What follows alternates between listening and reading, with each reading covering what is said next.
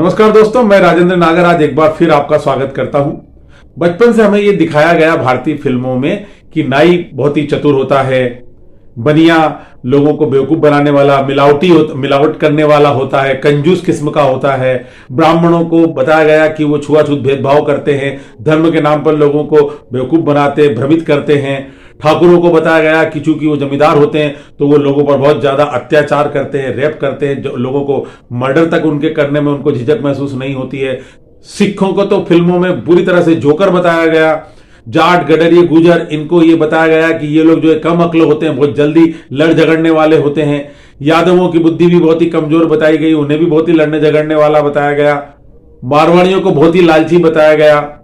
लेकिन ये जो कुछ भी एक इस तरह का एक असत्य जो है वो लोगों को में बीच में इस तरीके से भर दिया गया, उनके कानों में, दिमाग में भर दिया गया कि हम लोग उन्हीं बातों को सच मानने लगे। और उस सबका परिणाम क्या हुआ? परिणाम सिर्फ ये हुआ कि एक दूसरे की जातियों को हम लोग हिकारत और द्वेष की भावना से देखने लगे, एक दूसरे की जातियों को नीचा देखने लगे, अपने आप को सुपर समझने लगे। हमेशा बलशाली, बुद्धिमान और सहिष्णु कहे जाने वाला हिंदू समाज कई विभागों में आपस में बंट गया, जबकि वास्तविकता ऐसी नहीं थी। दरअसल इन फिल्मकारों से हमको यह पूछना चाहिए था कि ब्राह्मण यदि इतने गंदे थे और दलितों के प्रति यदि गलत भेदभाव की भावना रखते थे तो डॉक्टर भीमराव जी को उनके गुरु अंबेडकर जी ने अपना सरनेम क्यों दिया?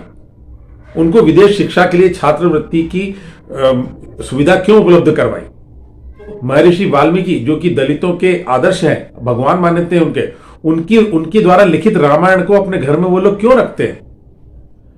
अब जो भी है, अगर हम ठाकुरों की बात करें, ठाकुरों को अत्याचारी बताया गया। ठाकुरों ने दूसरी जातियों पर हो रहे अत्याचारों को रोकने के लिए अपना खून तक बहा दिया है। ब्राह्मणों की रक्षा के लिए उन्होंने इतने ज्यादा बार लड़ाइयां लड़ी हैं कि वो गिनी नहीं जा सकती।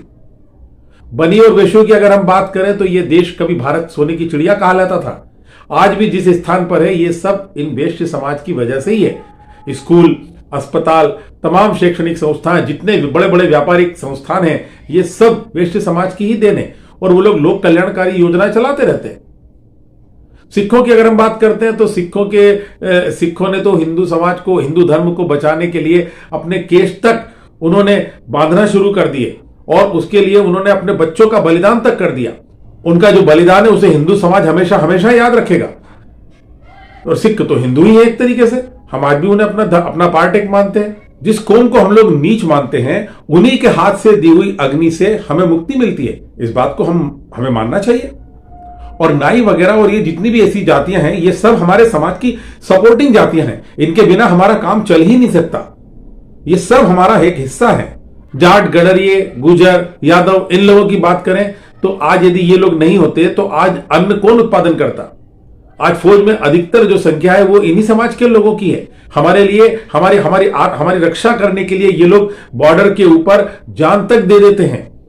कभी उन लोग अपने घर की चिंता नहीं करते और हम उन्हें अपने से नीचा मानते हैं। तो ये एक तरीके से जितनी भी जातियां हैं, ये सब का एक अपना अपना कार्य होता है। अब मैं आपको यह कहूं कि हम तो कोई अतिशयोक्ति नहीं होगी कि हमारा जो शरीर है, ये हमारे शरीर के अंदर चारों वर्ण है। मैं जब सुबह उठता हूं, पठन पाठन करता हूं, बच्चों को पढ़ाता हूं तो मैं ब्राह्मण होता हूं। जब मैं अपने परिवार का प्रबंधन करता हूं तो मैं वैश्य होता हूं। जब मैं अपने परिवार की, अपने समाज की रक्षा करता हूं तो मैं क्षत्रिय हो जाता हूं। जब मैं घर की साफ सफाई करता हूं तो मैं दलित हो जाता हूं। तो हम कभी भी अपने वर्ण, इन चारों वर्णों को अपने शरीर से अलग कर ही नहीं सकते। और मैं क्या, कोई भी नहीं कर सकता। तो इसलिए गर्व से कहिए, इस बात को मानिए कि हम सब एक हिंदू समाज है, हम सब एक हिंदू हैं और वो भी संगठित हिंदू। संगठित हमको होना ही होगा। इस अखंड भारत के हम लोग एक हिस्सा हैं। इस तरह की बातें अगर कोई भी पिक्चर वाला, कोई भी फिल्म बनाने वाला या कोई भी व्यक्ति आपके बीच में यदि लाता है तो उसका विरोध करना सीखिए, उसको तुरंत टोकिए कि इस तरह की बातें मत करिए। हम सब एक हैं, इस बात को हमें मानना ही पड़ेगा और तभी भारत एक विश्व गुरु का रूप ले सकेगा। हम सब लोग इस अखंड भारत के पार्ट हैं। गर्व से कहिए कि हम हिंदू हैं। भारत माता की जय।